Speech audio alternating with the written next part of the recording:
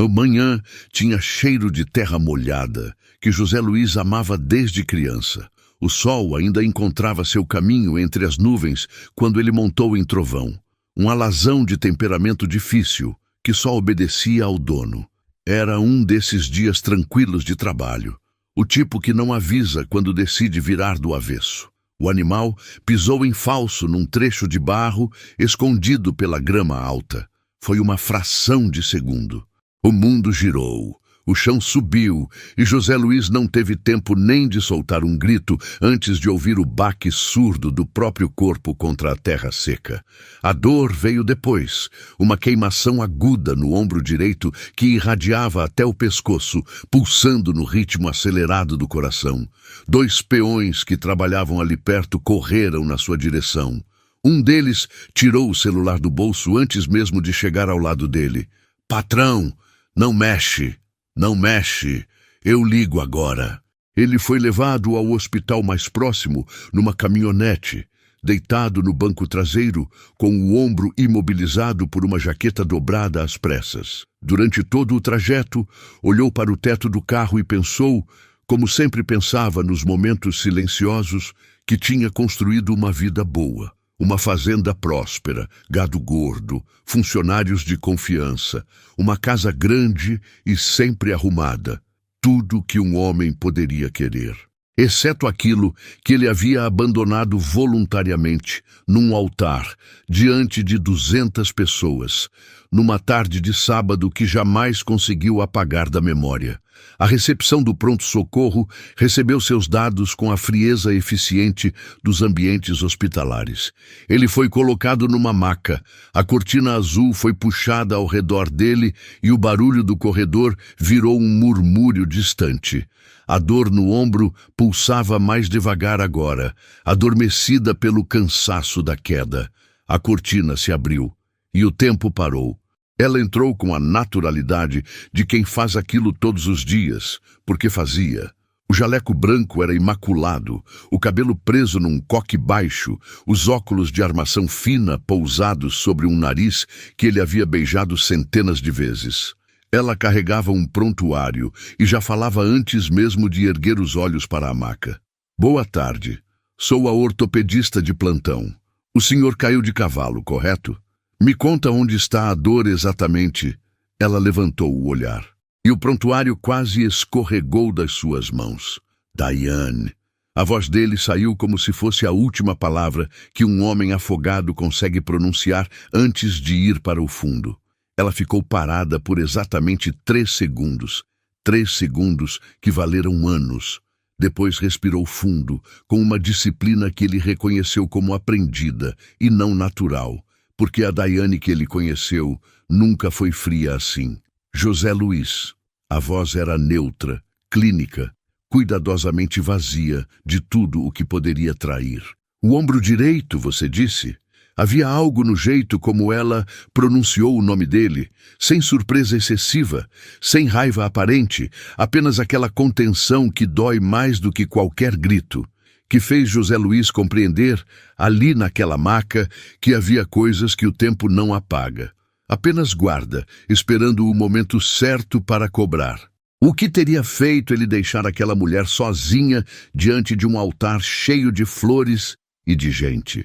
Queridos ouvintes, essa história é daquelas com final feliz que vocês amam e sempre me pedem. Se estão gostando da história até aqui, deixem seu like e comentem de onde estão me ouvindo. Quero ver o quão longe estão indo as minhas histórias. Quero mandar um abraço para Francisca Dória, lá de Barreiras, Bahia, para Vilma Teche, lá de Vitória, Espírito Santo, e para Carlos Eduardo Santos, lá de Ribeirão Preto, São Paulo. Vocês, assim como todos os ouvintes do canal, são especiais para mim e o comentário de vocês faz toda a diferença no vídeo. Adoro ler todos. E para quem comentou abraço junto com o nome da sua cidade, fiquem tranquilos que vou mandar o abraço de vocês nos próximos vídeos, combinado? Agora vamos continuar essa história que vai te emocionar. Tudo tinha começado numa tarde comum de quarta-feira. José Luiz tinha 26 anos quando parou naquela lanchonete à beira da estrada. Estava com fome, o caminhão cheio de insumos para a fazenda e o estômago roncando havia quilômetros. Era um estabelecimento simples, mesinhas de fórmica, cardápio escrito a giz numa lousa na parede, um ventilador de teto girando preguiçosamente. Nada que chamasse a atenção de ninguém, exceto ela. Diane tinha 20 anos, um avental cor de bordô e um sorriso que parecia ter sido feito especificamente para desarmar homens tímidos. Ela veio anotar o pedido com um bloquinho de papel na mão e ele pediu um hambúrguer duplo com fritas. Mas o que ficou na cabeça não foi o lanche. Foi o jeito como ela disse ótima escolha e inclinou levemente a cabeça para o lado, como se dissesse aquilo com sinceridade e não por obrigação. Ele voltou na quinta, e na sexta, e no sábado. Na segunda semana, ela já sabia o pedido de cor. Hambúrguer duplo, fritas e um suco de laranja bem gelado, ela disse, antes que ele abrisse a boca, e havia um brilho divertido nos olhos dela que ele não conseguiu resistir. Sou tão previsível assim? Ele perguntou. Todo homem que vem aqui todo dia é previsível, ela respondeu. A diferença é que você é o único que lê livro enquanto espera. Ele olhou para o romance de capa desgastada que carregava na mochila havia meses e riu. Foi um riso genuíno, daqueles que chegam sem avisar. O namoro começou devagar, como as coisas boas costumam começar. Primeiro foram conversas enquanto a lanchonete ficava mais vazia no final da tarde. Depois vieram os passeios nas noites de domingo, quando ela saía do trabalho cheirando a café e a fritura, e ele achava que nenhum perfume do mundo seria melhor do que aquele. Depois, os encontros se tornaram necessidade, e a necessidade virou amor antes mesmo que qualquer um dos dois percebesse. Conheceu os pais dela numa tarde de chuva. Seu Antônio e Dona Marlene, pessoas de mãos calejadas e coração enorme, que tinham construído a lanchonete do zero e carregavam nas costas uma dívida que não era pequena. Eram felizes do jeito que as pessoas simples são felizes. Sem sobra, mas sem falta do que importa. Diane falava sobre medicina com uma luz nos olhos que José Luiz nunca viu em ninguém falando de trabalho. Era mais do que ambição. Era vocação, daquelas que a pessoa carrega desde cedo, sem entender direito de onde vem. Ela estudava à noite sozinha, com apostilas xerocadas e um caderno que ficava sempre aberto na mesinha do quarto. Um dia vou passar, ela dizia, com uma certeza calma, que não precisava de testemunhas. Eu sei que vai, ele respondia, e acreditava de verdade. Quando ele pediu ela em casamento, numa noite de lua cheia na varanda da fazenda, ela disse sim, antes que ele terminasse a frase. O anel era simples, ele não era homem de excessos, mas ela olhou para aquele brilhinho como se fosse o maior diamante do mundo. A gente vai casar, você vai estudar medicina, e a lanchonete dos seus pais vai virar a mais famosa da região, ele disse. Ela deu uma gargalhada e colocou a cabeça no ombro dele. Que plano idiota e perfeito! O casamento foi marcado, as coisas caminhavam, e então o mundo resolveu cobrar seu preço. O exame de imagem mostrou uma fratura por estresse no ombro. Nada que exigisse cirurgia, mas que precisava de imobilização e repouso.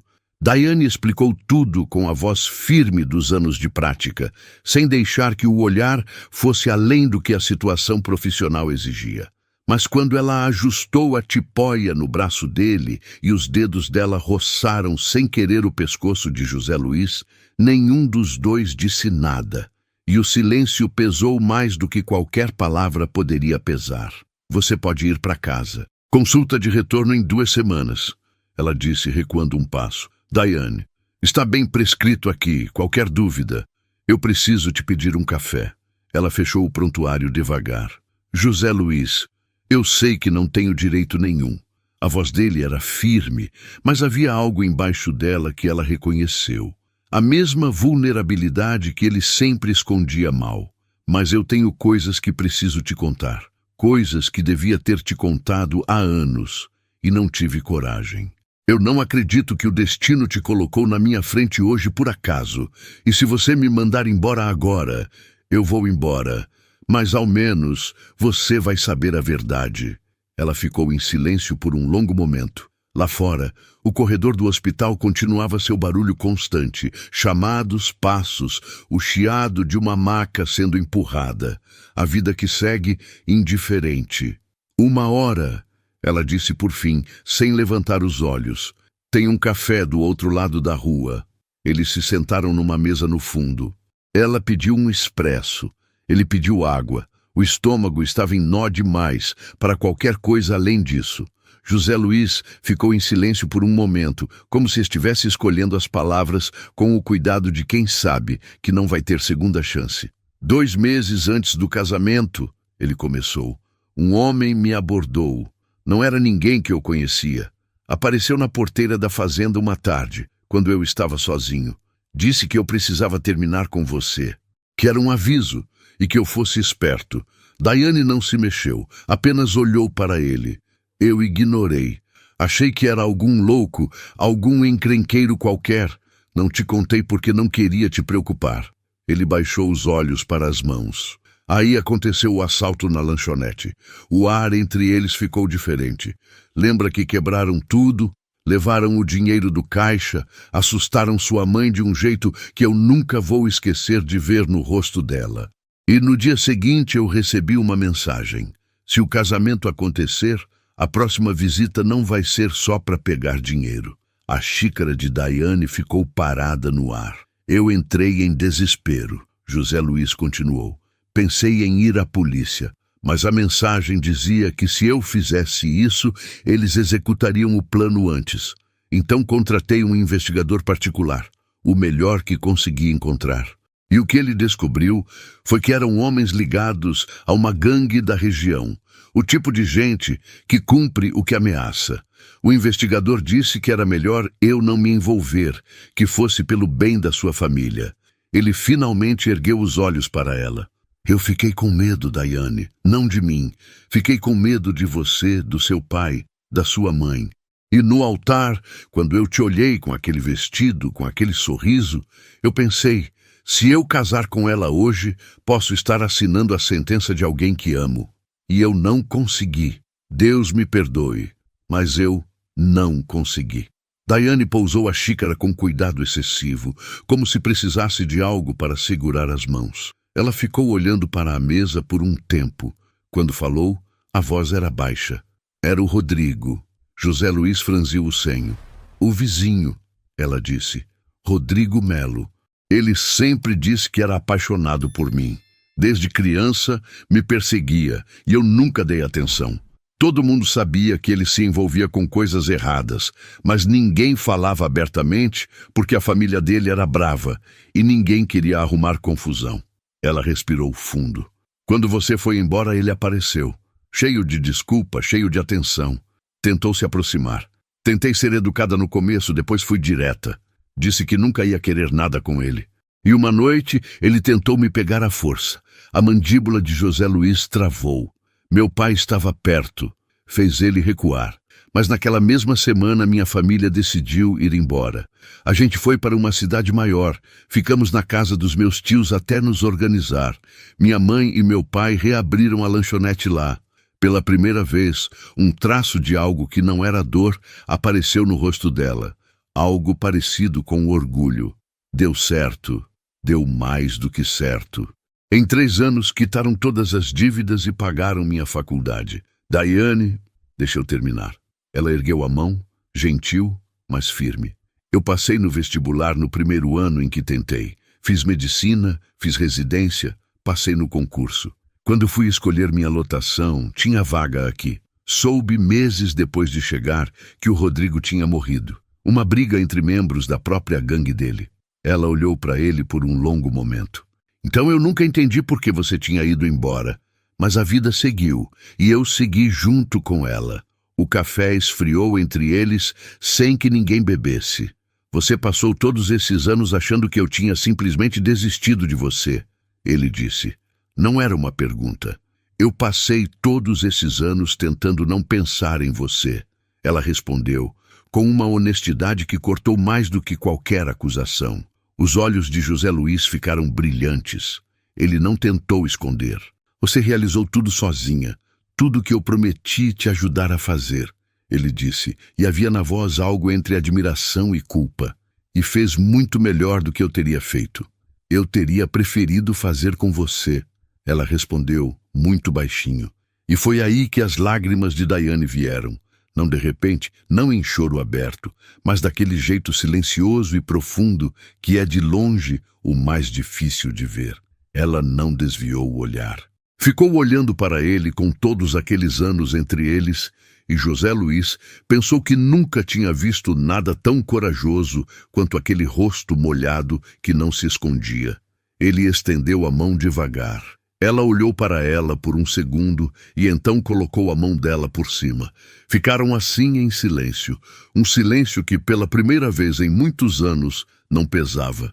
Foram 6 meses de recomeço cauteloso, como 2 adultos que aprenderam que sentimento não é garantia de nada, mas que decidiram mesmo assim apostar. O primeiro encontro depois do café foi num domingo.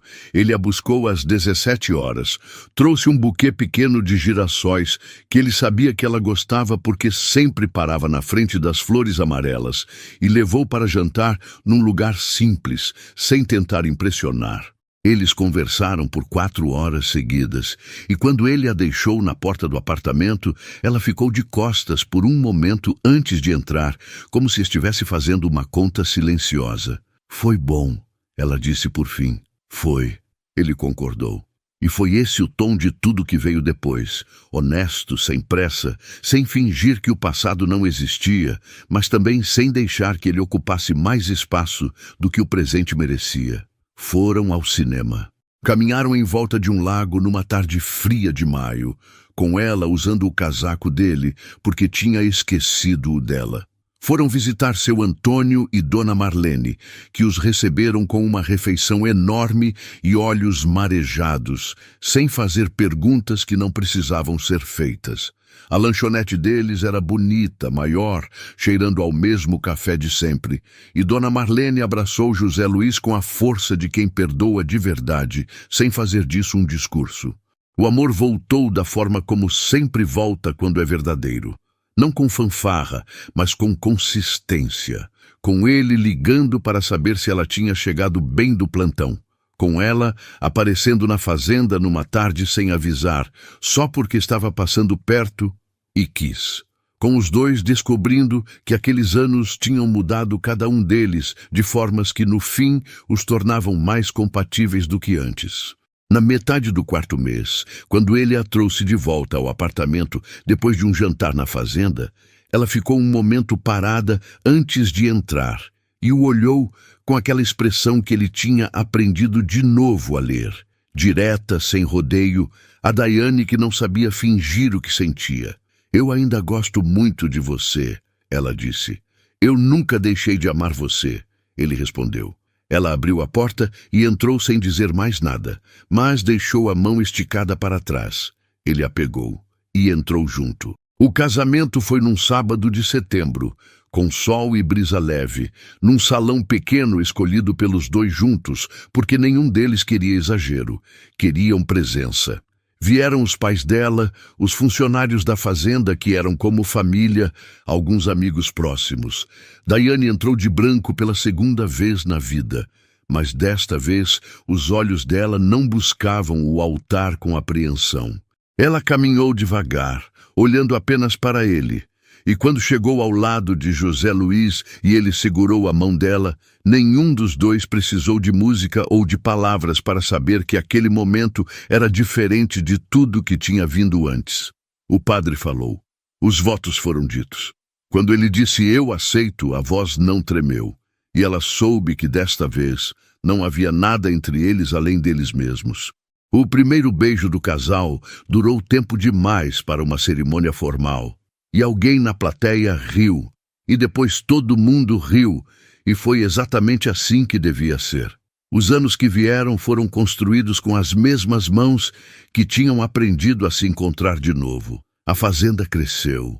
O consultório de Diane ganhou uma reputação que foi além das fronteiras da cidade. Ela era aquele tipo de médica que as pessoas recomendam com afeto, não só com confiança. O primeiro filho chegou com 18 meses de casamento, um menino de olhos escuros que herdou o temperamento calmo do pai e a determinação silenciosa da mãe. Eles o chamaram de Miguel. 3 anos depois veio a caçula, Ana Luísa, que desde pequena aprendeu a correr na fazenda atrás do irmão mais velho e a sentar no colo da mãe enquanto ela estudava artigos médicos no tablet. Numa noite comum de quinta-feira, quando os 2 filhos já dormiam e a casa estava naquele silêncio bom que só as famílias felizes conhecem, José Luiz e Daiane ficaram sentados na varanda. O mesmo tipo de noite que havia começado tudo, lua clara, cheiro de terra, vento morno. Você acredita que um cavalo mal-humorado mudou a minha vida? Ele disse. O trovão sempre foi arrogante, ela respondeu, sorrindo para a lua. Você podia ter me mandado embora naquele hospital. Podia. Por que não mandou? Ela virou para ele com aquele olhar, o mesmo de sempre, direto e sem defesa. Porque quando eu te vi deitado naquela maca com aquela cara de susto e de dor, a única coisa que pensei foi, graças a Deus que ele está bem. Ela fez uma pausa e percebi que nunca tinha deixado de me importar. Ele ficou em silêncio por um momento. Depois colocou o braço em volta dela e ela encostou a cabeça no ombro dele. O mesmo ombro que ela havia imobilizado numa tarde de pronto-socorro, que havia curado sob seus cuidados, que havia aprendido de novo a ampará-la. Dentro de casa, Miguel chamou no sono. Ana Luísa respirava fundo no quartinho cor de amarelo que ela mesma tinha escolhido. A fazenda dormia quieta ao redor da casa, e as estrelas faziam o que sempre fizeram, indiferentes e perfeitas. Às vezes, o destino não é gentil. Às vezes, ele separa, machuca, deixa sem resposta por anos demais. Mas quando decide juntar o que foi separado, faz isso com uma precisão que nenhum plano humano seria capaz de alcançar. Uma queda de cavalo, um jaleco branco, 2 nomes ditos num pronto-socorro vazio. E tudo que estava guardado finalmente em casa. Me conta aqui nos comentários o que você sentiu ao ouvir essa história e qual parte mais te emocionou. Eu adoro ler cada mensagem e o seu comentário faz toda a diferença para que este canal continue crescendo e trazendo histórias que realmente tocam a alma. Se você gostou, deixe seu like, inscreva-se no canal e compartilhe este vídeo com alguém que também precisa ouvir essa história. Fiquem com Deus, um abraço cheio de carinho e até a próxima história.